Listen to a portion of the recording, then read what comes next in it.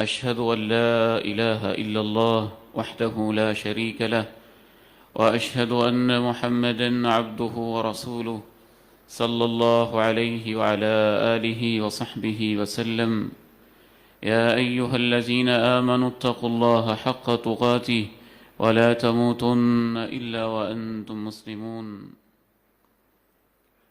يا أيها الناس اتقوا ربكم الذي خلقكم من نفس واحدة وخلق منها زوجها وبث منهما رجالا كثيرا ونساء واتقوا الله الذي تساءلون به والأرحام إن الله كان عليكم رقيبا.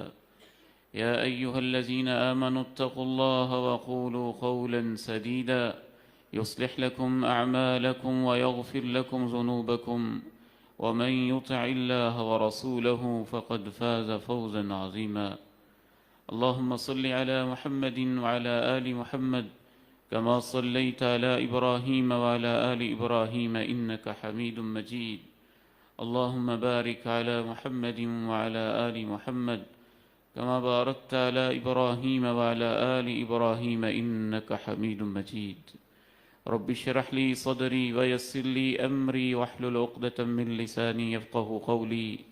أما بعد فإن خير الحديث كتاب الله وخير الهدي هدي محمد صلى الله عليه وسلم وشر الأمور محدثاتها وكل محدثة بدعة وكل بدعة ضلالة وكل ضلالة في النار. أعوذ بالله السميع العليم من الشيطان الرجيم من همزه ونفخه ونفثه. بسم الله الرحمن الرحيم. وتوبوا إلى الله جميعا أيها المؤمنون لعلكم تفلحون.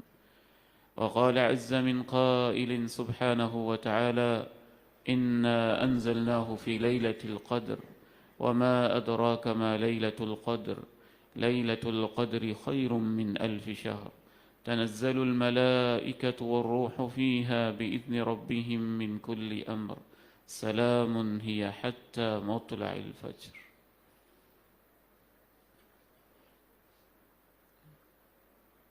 عبید ابن عمیر اور جناب عطا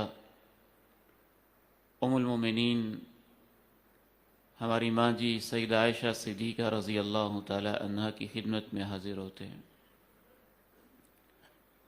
اور عرض کرتے ہیں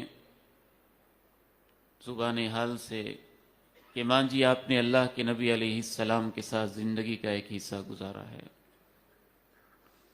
لوگوں نے کبھی کبھی ملاقات کی ہے، آپ کی تو ساری راتیں ہی پیغمبر کے ساتھ بہت ساری گزری ہیں اور آپ نے ان کے معمولات کو بڑے قریب سے دیکھا ہے. اخبرینی باعجب شیء رأیتی. آج ہم حاضر ہوئے ہیں کہ اللہ کے نبی علیہ السلام کی زندگی کا کوئی واقعہ جو آپ کے لیے بڑا حیران کن ہے وہ ہمیں بتا دیجئے. ماں جی عائشہ رضی اللہ تعالی عنہا نے کہا، پہلے خاموشی اختیار کی. اس خاموشی کے اندر ایک جہاں چھپا ہوا ہے.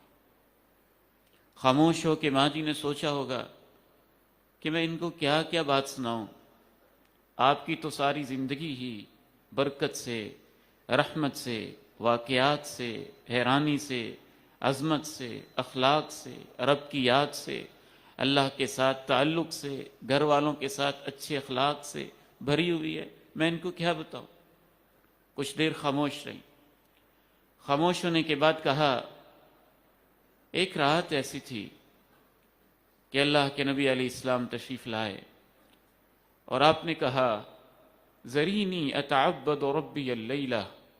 عائشہ، آج رات میں صرف اپنے رب سے باتیں کرنا چاہتا ہوں. ماں جی عائشہ رضی اللہ تعالی عنہا کو ظاہر انتظار ہوتا تھا کب آپ تشریف لاتے ہیں اور کب آپ کی رفاقت میسر آتی ہے. احب قربک، اے اللہ کے نبی علیہ السلام، مجھے آپ کے پاس بیٹھنا بہت اچھا لگتا ہے، لیکن مجھے یہ بھی بہت اچھا لگتا ہے جو آپ کو اچھا لگتا ہے. وَأُحِبُّ مَا يَسُرُّكَ، جو آپ کو اچھا لگتا ہے مجھے وہی اچھا لگتا ہے.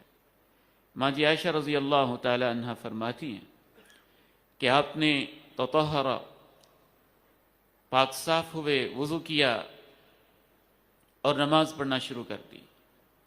اللہ کے ساتھ راز و نیاز کی باتیں کی، رکوع کیا، سجود کیے، اور آپ بیٹھے اور بیٹھنے کی حالت میں رونے لگ گئے۔ اتنا روئے حتی بل حجرہ، کہ امام کائنات علیہ السلام کی گود آنسوؤں سے تر ہو گئی۔ ثم بکا، پھر آپ روتے رہے حتی بل لحیتہ، آپ کی داڑھی مبارک بھی آنسوؤں سے بھیگ گئی۔ پھر آپ رونے لگ گئے، اتنا روئے حتی بل الارض وکان جالسا، اور آپ تشریف فرما تھے اور اسی کیفیت میں جو آپ کے نیچے والا زمین کا ٹکڑا تھا اس کے اوپر بھی آپ کے آنسو ٹپ ٹپ گرنے لگے اور زمین بھی تر ہونے لگی۔ ساری رات ایسے ہی گزر گئی، حتیٰ کہ فجر کا وقت ہو گیا۔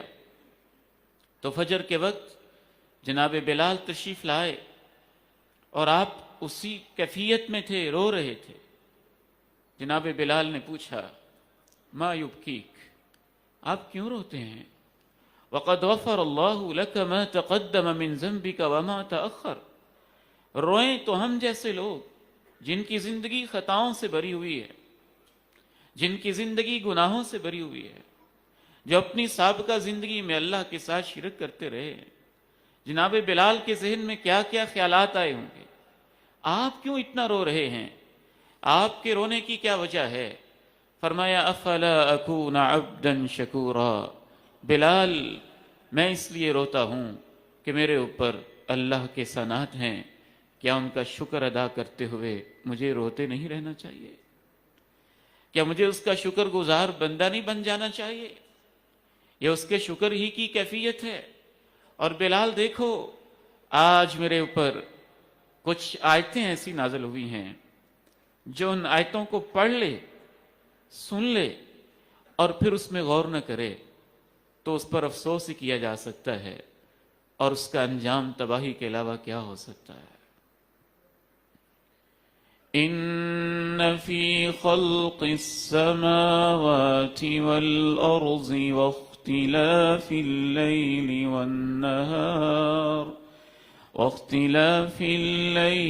والنهار لآيات لأولي الألباب الذين يذكرون الله قياما وقعودا وعلى جنوبهم ويتفكرون في خلق السماوات والأرض ربنا ما خلقت هذا باطلا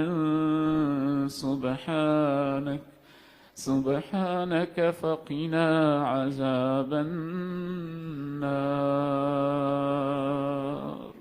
سورہ آل عمران کی یہ آیات آپ نے پڑھی۔ یقیناً آسمانوں زمین کی تخلیق میں، دن رات کے عدل بدل میں بڑی بڑی نشانیاں ہیں، لازمی طور پہ موجود ہیں، لیکن ان کے لیے جو عقل والے ہیں، الذین یذکرون اللہ قیاما وقعودا، جو کھڑے بیٹھے پہلوؤں پہ لیٹے اللہ کو یاد کرتے رہتے ہیں اور آسمان و زمین کی تخلیق میں غور کرتے رہتے ہیں اور پکار اٹھتے ہیں، ربنا ما خلقت ھذا باطلا، اے ہمارے رب یہ سب کچھ تو نے بے مقصد تو پیدا نہیں کیا، سبحانک فقنا عذاب النار، تو پاک ہے ہمیں جہنم کے عذاب سے محفوظ کر لینا۔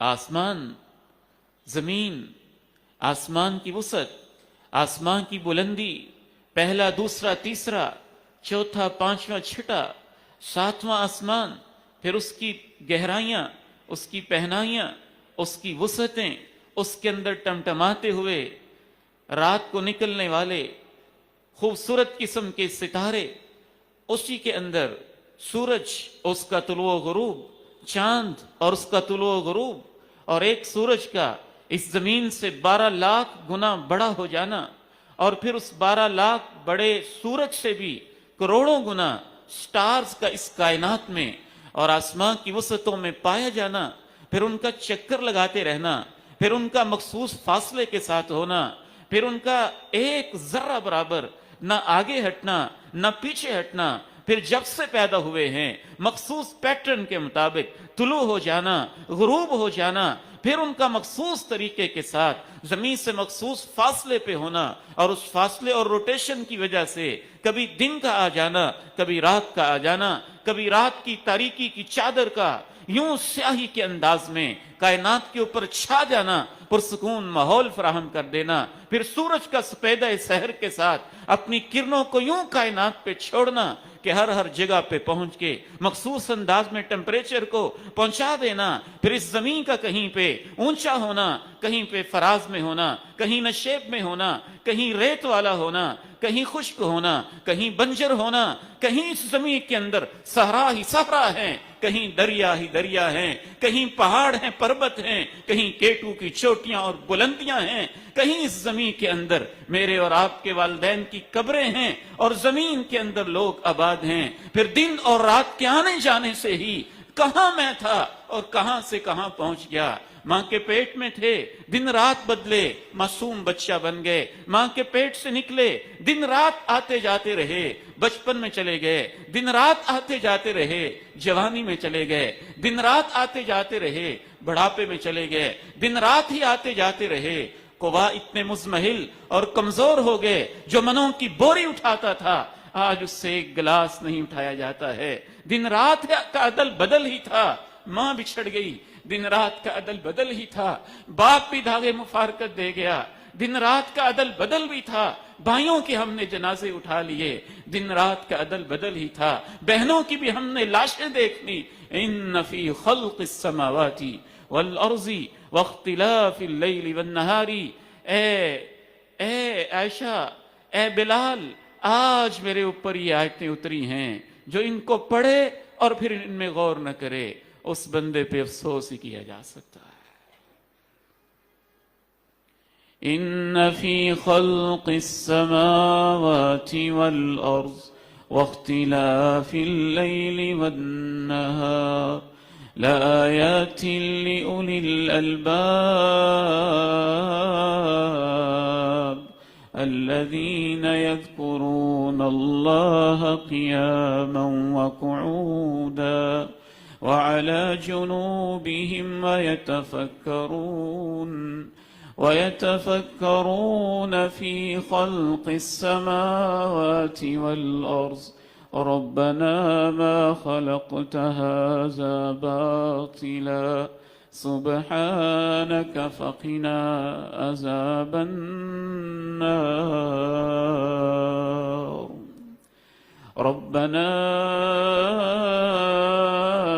إنك من تدخل النار فقد أخزيته وما للظالمين من انصار۔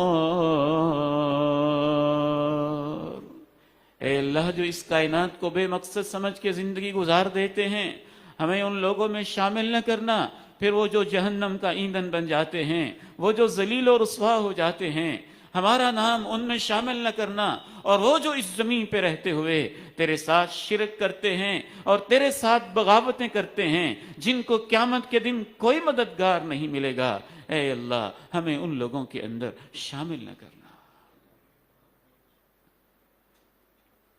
سب سے پہلا توبہ کا یہی مطلب ہوتا ہے کہ انسان اس بات پہ توبہ کرے کہ اللہ میں پتہ نہیں تیرا شکر ادا کر سکا ہوں کہ نہیں۔ اب اللہ کے نبی کا یہ رونا اور آپ کی یہ بکا کے سلسلے اور آپ کی آہیں اور سسکیاں اور کبھی کبھی آپ کے جینے کا یہ انداز کہ آپ نماز میں کھڑے ہوتے ہیں تو نماز کے اندر آپ کے سینے کے اندر سے ایسے کھولنے کی آواز آتی ہے، عزیز ان کا عزیز المرجل، جیسا کہ ہنڈیا کے اندر پانی ابل رہا ہو، اس طرح آپ کا سینہ غم کے ساتھ، سسکیوں کے ساتھ، آنسوؤں کے ساتھ، عجیب انداز کے ساتھ کھول رہا ہوتا تھا۔ تو کس وجہ سے؟ اللہ کی عظمت کی وجہ سے۔ کس وجہ سے؟ اس وجہ سے کہ اللہ تیرے میرے اوپر بڑے احسانات ہیں، میں شکر ادا کر پایا ہوں کہ نہیں؟ تیری نعمتوں کا میں شکر ادا کر پایا ہوں کہ نہیں؟ میں تو یہاں تک سمجھتا ہوں کہ آج اگر عبید الرحمان راجوال سے چل کے لاہور پہنچ کے یہاں کھڑا ہوا ہے، اگر ہم اس سفر کے انعامات گننا چاہیں تو کیا ہم گن سکتے ہیں؟ یہ میری انگلیاں، یہ میرے پورے، یہ میرے ناخن، یہ میرے جوڑ، ان کی ایک ایک حرکت میں پتہ نہیں کیا کیا احسانات ہیں، کیا میں ان کا شکر ادا کر سکتا ہوں؟ یہ میری آنکھیں، یہ پلکیں، یہ دیدے، یہ بھویں، ان کی سیاہی، یہ سفیدی، کیا میں ان کا شکر ادا کر سکتا ہوں؟ ان کا کھلنا، ان کا بند ہونا، ان کے پیچھے 13 ملین 1,30,00,000 لائٹ ریسپٹرز کا حرکت میں آ جانا، 14 لاکھ باریک تاروں کا فنکشن میں آ جانا، ایک آنکھ کھولنے کے ساتھ آپ جیسے بزرگوں کا بھائیوں بیٹوں کے چہروں کو دیکھ لینا، ماں باپ کی زیارت کر لینا، قرآن کے صفحے کو دیکھ لینا، غلاف کعبہ کو دیکھ لینا، زمین آسمان کو دیکھ لینا، میں تو زندگی میں ایک دفعہ دیکھوں پتہ نہیں اس کا بھی شکر ادا کر پاتا ہوں کہ نہیں۔ اس لیے توبہ کو یہ نہ سمجھیے کہ ہمیشہ وہ گناہوں کی وجہ سے ہوتی ہے۔ سب سے بڑی توبہ، امام ابن قیم رحمہ اللہ نے لکھا ہے، توبہ پورے دین کا خلاصہ ہے، دین شروع بھی توبہ سے ہوتا ہے اور ختم بھی توبہ پہ ہوتا ہے۔ یہ تو انبیاء کا مشن ہے، وہ توبہ کرتے تھے۔ اللہ کے نبی علیہ السلام کی زندگی میں گناہوں کو تو ہم تصور بھی نہیں کر سکتے۔ مکی زندگی کے اندر 13 سال گزارے ہیں، طائف کی گلیوں میں آپ نے پتھر کھائے ہیں، مکہ کے بازاروں میں مختلف طعنے سنے ہیں، احد کے میدان میں دندان کو شہید کروایا ہے، بدر کا میدان سجا ہے اور اس میں اپنے اور اپنے عزیز و اقارب کو یوں جان ہتھیلی پہ رکھ کے رب کے سامنے پیش کر دیا ہے۔ راتوں کو جاگے ہیں اور پوری رات جاگے ہیں، رب کے سامنے اتنا روئے ہیں کہ کبھی داڑھی آنسوں سے بھیگ گئی ہے اور کبھی آپ کی گود آنسوں سے بھیگ گئی ہے، اور پھر بھی کیا اللہ نے کیا کہا؟ جب مشن مکمل ہونے لگا ہے تو اللہ اپنے پیغمبر سے کہہ رہا ہے کہ میری طرف رجوع کرو اور مجھ سے اور توبہ کرو۔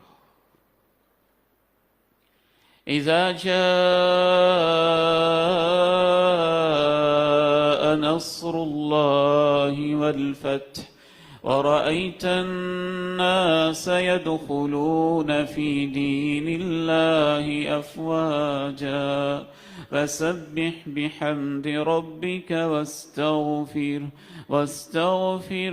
إنه كان توابا فسبح بحمد ربك واستغفره إنه كان توابا۔ مشن پورا ہو چکا ہے، مکہ فتح ہو چکا ہے، توحید کے جھنڈے گاڑے جا چکے ہیں اور کفر کو دبایا جا چکا ہے، اور ایک ایک کر کے کفر کو اللہ کے فضل سے اللہ کے نبی علیہ السلام نے اپنے جانسار صحابہ کے ساتھ مل کے اس طرح سے پیچھے ہٹنے پہ مجبور کر دیا ہے کہ آپ کی زندگی کا مشن پورا ہو رہا ہے، اور آخر میں آپ کو حکم کیا ہو رہا ہے؟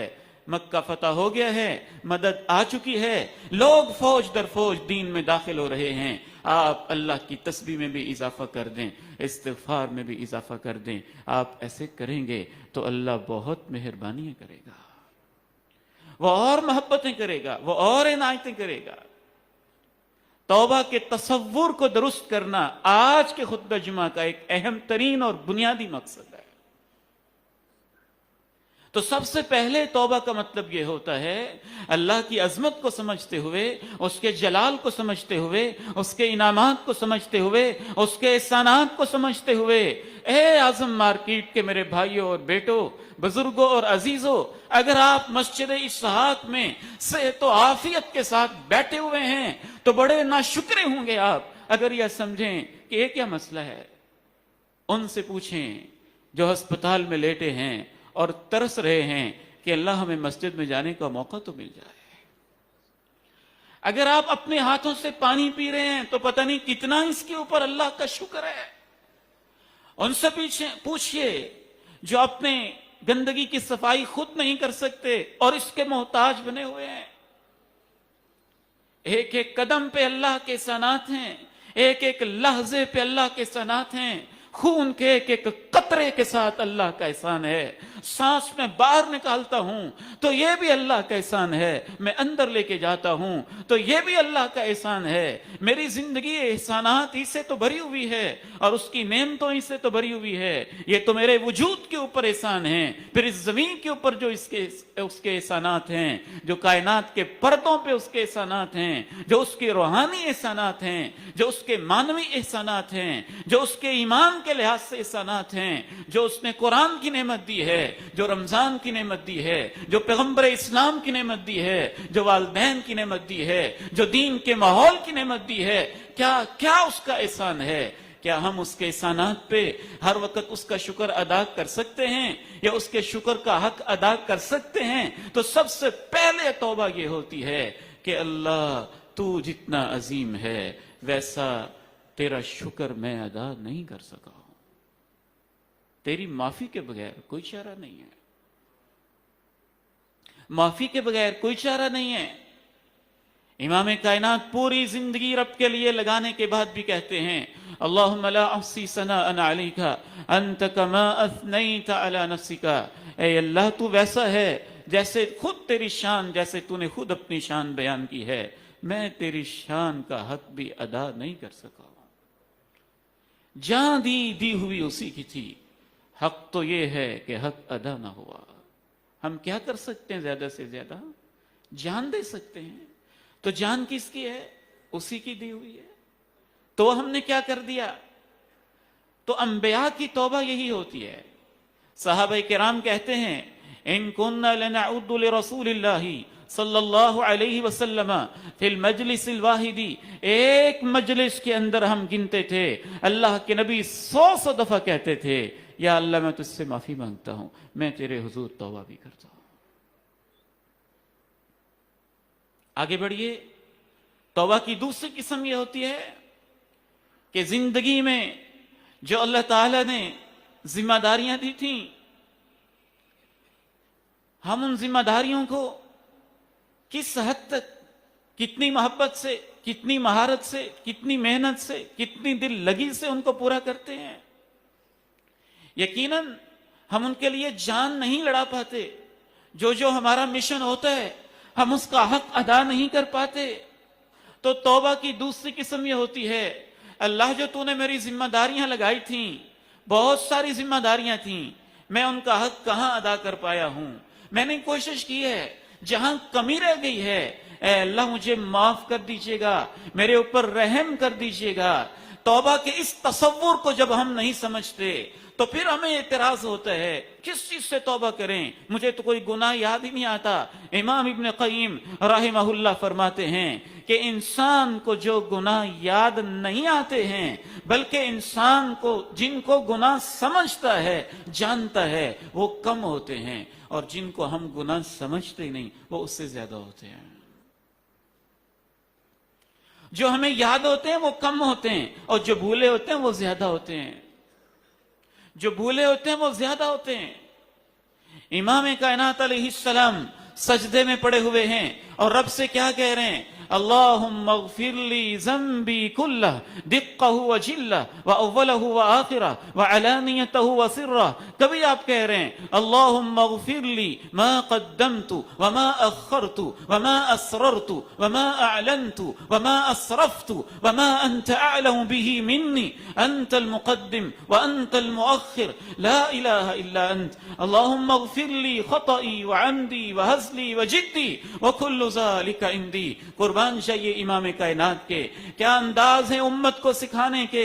آپ امت کو سکھا رہے ہیں ایسے رب سے مانگا کرو اللہ چھوٹے بھی معاف کر دے، بڑے بھی معاف کر دے، اگلے بھی معاف کر دے، پچھلے بھی معاف کر دے، ظاہری معاف کر دے، خفیہ معاف کر دے، بریک بریک معاف کر دے، موٹے موٹے بڑے بڑے معاف کر دے، زیادتیاں معاف کر دے، جان بوجھ کے کیے ہوئے معاف کر دے، بھول بھول میں کیے ہوئے معاف کر دے، مذاق مذاق میں کیے ہوئے معاف کر دے، سنجیدگی میں کیے ہوئے معاف کر دے۔ اے اللہ سب کچھ معاف کر دے، وہ بھی جو تو ہی جانتا ہے اور ہمیں یاد بھی نہیں ہے۔ تو جس کو چاہتا ہے آگے کر دیتا ہے، تو جس کو چاہتا ہے پیچھے ہٹا دیتا ہے۔ دین توبہ سے شروع ہوتا ہے اور توبہ پہ ہی ختم ہوتا ہے۔ ذمہ داریوں کو ادا نہ کرنا، یہ گناہ بعض دفعہ دوسرے گناہوں سے بڑا ہوتا ہے۔ لا الہ الا اللہ کے حوالے سے میرے اور آپ کے اوپر کیا کیا ذمہ داریاں تھیں، توحید کے حوالے سے میری کیا ذمہ داریاں تھیں، رب کی توحید کے حوالے سے میرے دل میں کیسا توکل آنا چاہیے تھا، اس کی ذات پہ کیسا یقین آنا چاہیے تھا، اللہ سے محبت کرنا میری ذمہ داریوں میں شامل تھا، میں نے کیسی اس سے محبت کی، ہر ایک کی محبت میری زندگی میں نظر آئی، اسی کی محبت ہی نظر نہ آئی، میں نے تو اس پہ توکل کرنا تھا، ہر ایک سے مجھے امید لگی رہی، بس اسی کو میں نے امید کو اور آسرا کا سہارا نہ بنایا۔ یہ توکل، یہ یقین، یہ محبت، یہ خوف، یہ رجا، یہ دل کی کیفیتیں، یہ لا الہ الا اللہ توحید، اس کو پورا کرنا ہماری ذمہ داریوں میں شامل تھا، اور ہم نے کس حد تک اس کو ادا کیا، پھر لوگوں کو توحید کی طرف لے کے آنا، یہ ہماری ذمہ داریوں میں شامل تھا، اس کو ہم نے کس حد تک ادا کیا۔ توحید کے بعد نماز ہماری ذمہ داریوں میں تھی، نماز ہم نے پڑھی، ٹھیک ہے پڑھی، پھر چھوڑ دی تو وہ کتنا بڑا گناہ ہو گیا۔ نماز پڑھی اور اس میں اللہ کی طرف دھیان نہ ہوا، توجہ نہ ہوئی، دل نہ لگا، تو وہ کتنی بڑی کوتاہی ہو گئی۔ نماز کے اندر قرآن سنا اور ہم اپنی ہی باتوں میں، اپنی ہی یادوں میں، اپنی دکانوں میں، اپنے کاروبار کے اندر مصروف رہے، یہ کتنی بڑی کوتاہی ہے۔ ہم اس کو کوتاہی سمجھتے ہی نہیں۔ ائمہ سلف الصالحین نے تو یہاں تک لکھا، نماز کو چھوڑ دینا قتل، زنا، چوری اور ڈاکے سے بڑا گناہ ہوتا ہے۔ یہ اللہ کے حق پہ ڈاکہ ہوتا ہے۔ نماز کے بعد ذمہ داری زکوٰۃ کی تھی، زکوٰۃ کی اربوں کی اللہ نے زمین رب کی تھی، زمین رب کی تھی، صحت اس کی تھی، عنایات اس کی تھیں، ہاتھ اس کے دیے ہوئے تھے، آنکھیں اس کی دی ہوئی تھیں، سوچ اس کی دی ہوئی تھی، برکت اس کی دی ہوئی تھی، سب کچھ اسی کی عنایت تھی۔ ہمارا تھا ہی کیا، زمین بھی اس کی، آسمان بھی اس کا، سورج بھی اس کا، چاند بھی اس کا، تارے بھی اس کے، زندگی بھی اس کی، سانسیں بھی اس کی، بندے بھی اس کے، جن کے ذریعے سے ہم نے کمایا۔ جیسے ہماری زندگی کے اندر اگر میری فیکٹری کے اندر ایک بندہ 10 ملین انویسٹ کر دے تو میں اس کا احسان مند رہتا ہوں، اور یہ نہیں کہتا وہ کون سا فیکٹری میں آتا ہے، میں کہتا ہوں انویسٹمنٹ تو اس کی ہے نا، وہ سلیپنگ پارٹنر ہے، اس نے 10 ملین لگایا تو ہوا ہے۔ ہمیں افسوس ہوتا ہے اے کاروباری دوستو، مجھے لگتا ہے کہ آپ میں سے کتنے ایسے لوگ ہیں جنہوں نے اللہ کو سلیپنگ پارٹنر کے برابر بھی مقام نہیں دیا۔ زمین اس کی انویسٹمنٹ ہے، آسمان اس کا ہے، میں اس کا ہوں، میرے خیالات اس کے ہیں، میری زبان جس سے میں باتیں کرتا ہوں، کاروبار کرتا ہوں، یہ اس کی ہے۔ تو کیا اللہ میرے کاروبار میں پارٹنر نہیں ہے؟ اور مجھے سال کے بعد حساب کرنا مشکل لگتا ہے کہ اچھا اربوں میں سے 1 ارب میں سے اب میں 2.5 کروڑ غریبوں میں دے دوں، یہ کیسے ہو سکتا ہے؟ میں وہ مسجد میں چندہ دیتا ہوں نا 1000 روپیہ، اور 10,000 کی فلاں مدرسے کی رسید بنوا لیتا ہوں تو کافی ہے میرے لیے۔ تو جس نے زکوٰۃ کو چھوڑ دیا وہ سمجھتا ہے کہ میں نے کون سا گناہ کیا، یعنی سود کو ہم گناہ سمجھتے ہیں۔ زکوٰۃ نہیں دی، یہ ذمہ داری تھی، اس کو ہم نے گناہ سمجھا ہی نہیں ہے۔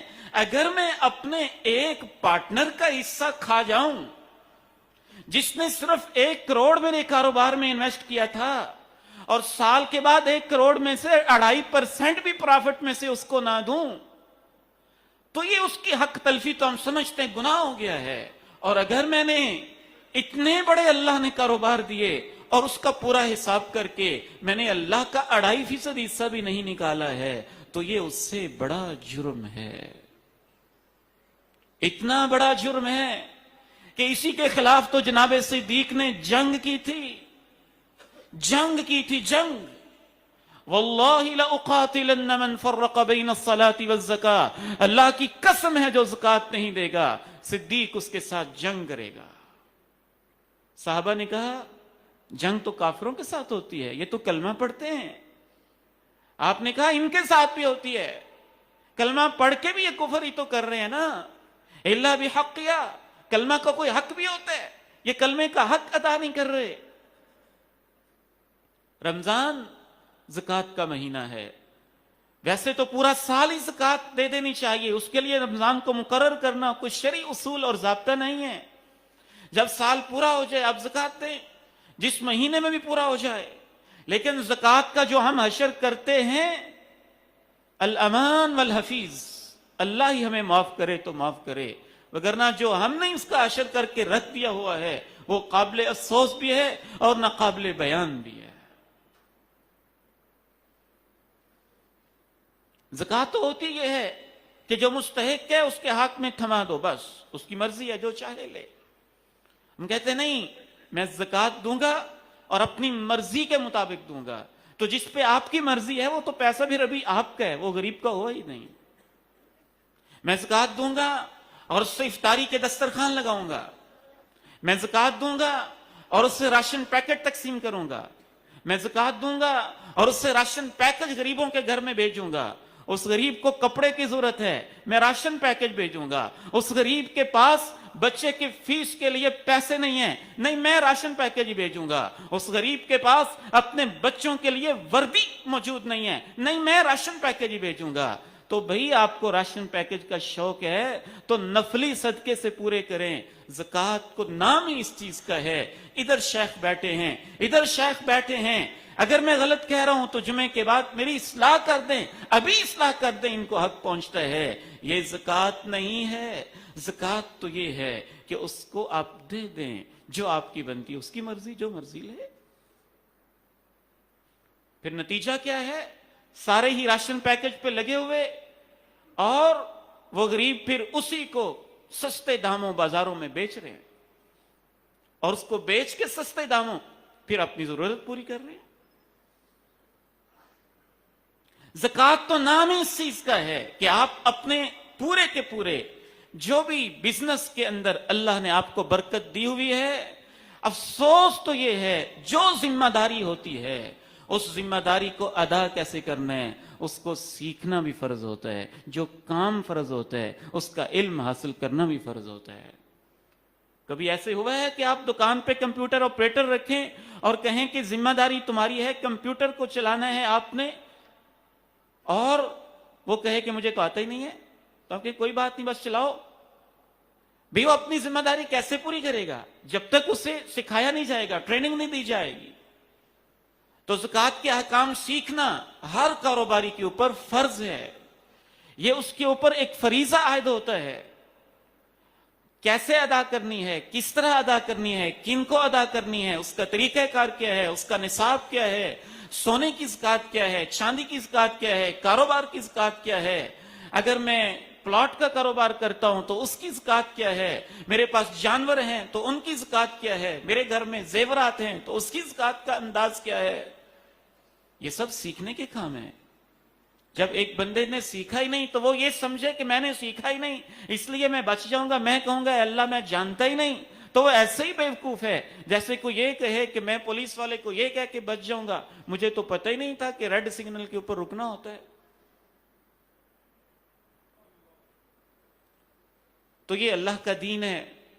توبہ کا دوسرا مطلب یہ ہوتا ہے کہ جو آپ کی ذمہ داریاں تھیں اور ان ذمہ داریوں کو جو آپ کے اوپر فرائض تھے اور ان فرائض کے اندر کوتاہیاں رہ گئیں، کمی رہ گئی، اس سے پھر اللہ سے انسان معافی مانگتا ہے، اللہ کمی رہ گئی ہے تو مجھے معاف کر دے، میں نے کوشش کر دی ہے۔ الذین یؤتون ما آتوا وقلوبهم وجلة أنهم إلى ربهم راجعون۔ جو اللہ کی راہوں میں دیتے ہیں اور ڈرتے رہتے ہیں اللہ تیرے پاس جانا ہے، کہیں یہ نہ لکھا ہو کوئی نہیں قبول کر لینا۔ ایک بہت بڑی ذمہ داری پھر روزوں کی ہے۔ روزہ انسان رکھتا ہے لیکن روزے کے آداب، روزے کے احکام، روزے کے تقاضے، روزے کی عظمت، رمضان کی عظمت کہاں تک ہم اس کا خیال کر پائیں، اس سے انسان کو توبہ کی ضرورت ہے۔ حج کا فریضہ ہے، حج انسان نے کیا ہی نہیں اگر تو وہ تو ایسے ہی ہے، اللہ کے نبی علیہ الصلوۃ والسلام نے فرمایا وہ یہودی ہو کے مر جائے یا عیسائی ہو کے مر جائے، تو جب آج فرض ہو گیا تو پھر اس کو ادا کرنا ہوتا ہے. یہ ذمہ داریاں ہیں، یہ ذمہ داریاں ہیں.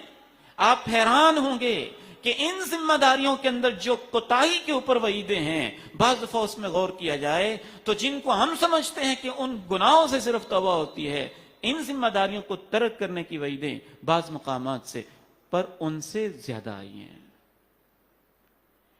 یہ لیٹا ہوا ہے اور اس کا سر کچلا جا رہا ہے اور فرشتہ کچل دیتا ہے، کچومر بنا کے رکھ دیتا ہے، پتھر مارتا ہے اس کے سر پہ اور پتھر دور چلا جاتا ہے، پکڑنے جاتا ہے، تب تک اس کا سر ٹھیک ہو جاتا ہے اور پھر وہ دوبارہ کچل دیتا ہے، پھر اس کا سر ایسے ہو جاتا ہے، پھر وہ پتھر پکڑنے جاتا ہے، اس کا سر ٹھیک ہو جاتا ہے. تو بتایا جاتا ہے کہ یہ وہ ہے جو فجر کی نماز سے سویا رہ جاتا تھا، جو سویا ہی رہ جاتا تھا. ہم نے تو اس کو گناہ ہی نہیں سمجھا.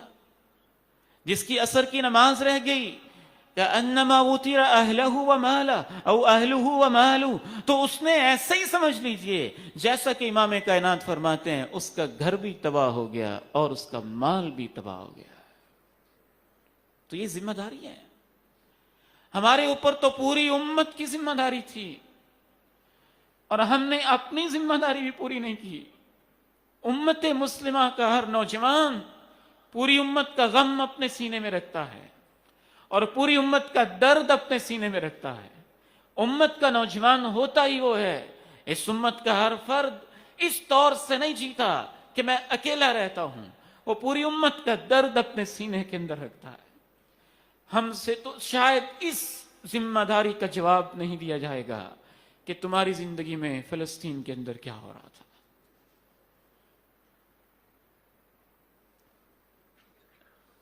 ایک عظیم خاتون 90 سال کی عمر میں پہنچی ہوئی، راستے میں آج ان کے پاس حاضری دی، پریشان. میں نے کہا کیوں پریشان ہے، کیا مسئلہ ہے؟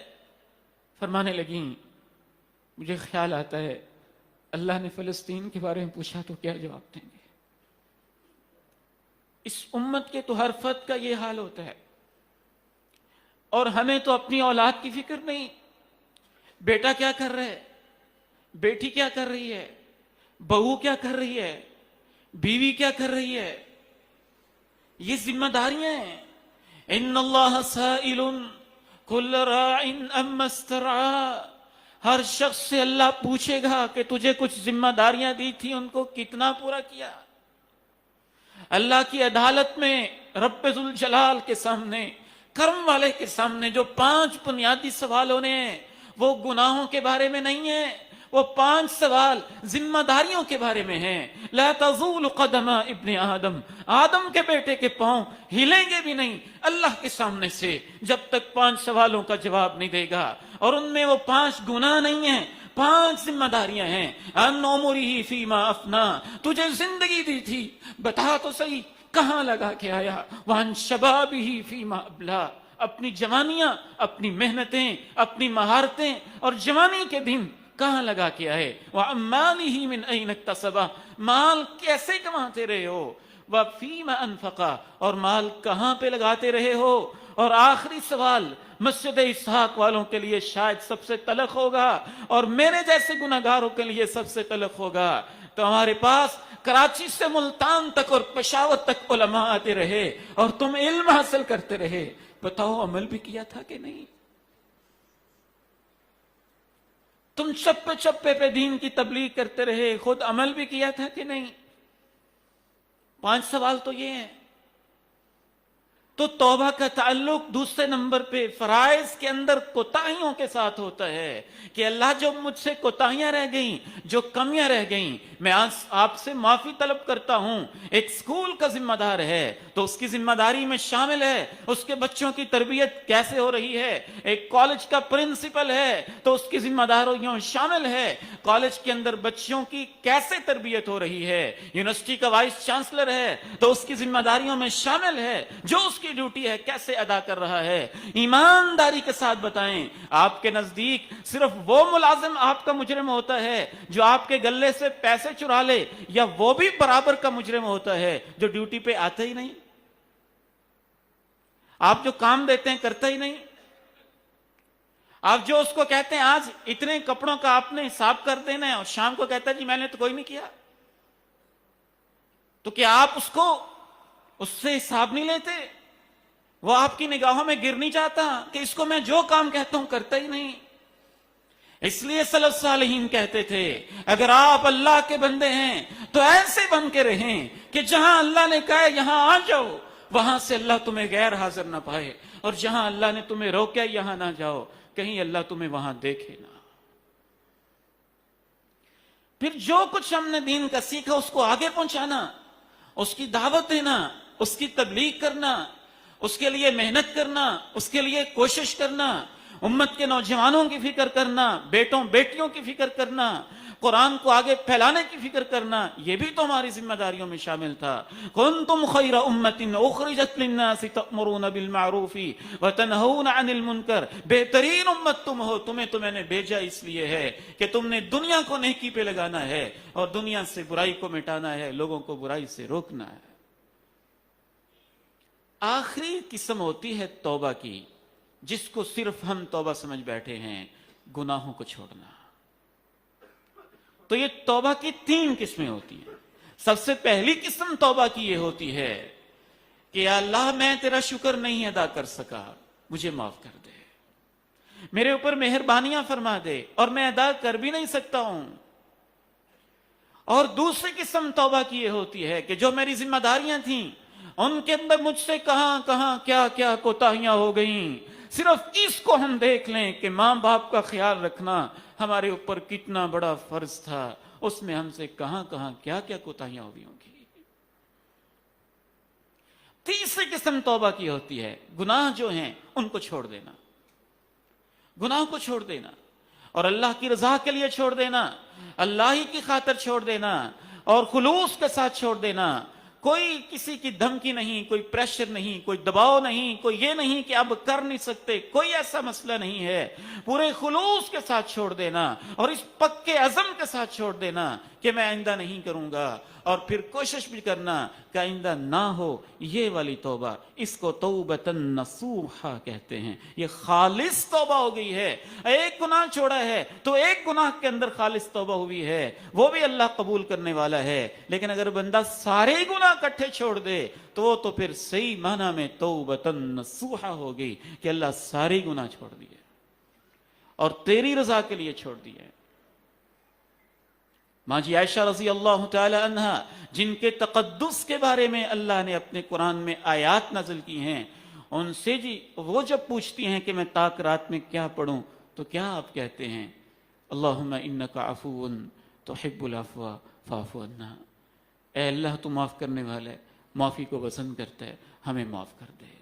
تو ضرورت ہے، آخری عشرہ آج سے شروع ہو رہا ہے، جو بھائی اعتکاف بیٹھ سکتے ہیں اعتکاف بیٹھیں، اور جو بھائی اعتکاف نہیں بھی بیٹھ سکتے آخری عشرہ اللہ کے نام پہ لگا دیں، اللہ کے لیے لگا دیں، قرآن کے لیے لگا دیں، قیام کے لیے لگا دیں، تراویح کے لیے لگا دیں، قرآن کو سننے کے لیے لگا دیں، زکوٰۃ و صدقات و خیرات میں لگا دیں، خیر کے کاموں میں لگا دیں۔ نبی علیہ السلام کی عام راتیں ایسی تھیں کہ ساری ساری رات بھی بعض دفعہ جاگ رہے ہیں، اور طاق راتیں جب شروع ہو جاتی اور آخری عشرہ جب شروع ہو جاتا آپ پھر بھی محنت میں اضافہ کر دیتے۔ جن کی زندگی میں محنت میں اضافہ کرنے کی گنجائش ہی نہیں وہ بھی اضافہ کر دیتے، تو ہم کیا چیز ہے؟ اللہ تعالیٰ سے دعا ہے ہمیں جو باقی ماندہ ایام ہیں ان کی قدر کرنے کی توفیق نصیب فرمائے، اور توبہ کی تینوں قسموں پہ عمل کی توفیق نصیب فرمائے۔ اللہ اپنے شکر گزار بندوں میں شامل بھی فرما لے۔ جو فرائض اور ہمارے اوپر ذمہ داریاں عائد ہوتی ہیں اللہ ہمیں ان کو صحیح معنی میں نبھانے کی بھی توفیق نصیب فرمائے، اور ان میں جو کوتاہیاں ہوگی ہمیں معاف بھی فرما دے، اور جو گناہ ہمارے دامن سے الجھے ہوئے ہیں ان کو چھوڑنے کی بھی توفیق نصیب فرما دے۔ وآخر دعوانا ان الحمد للہ رب العالمین۔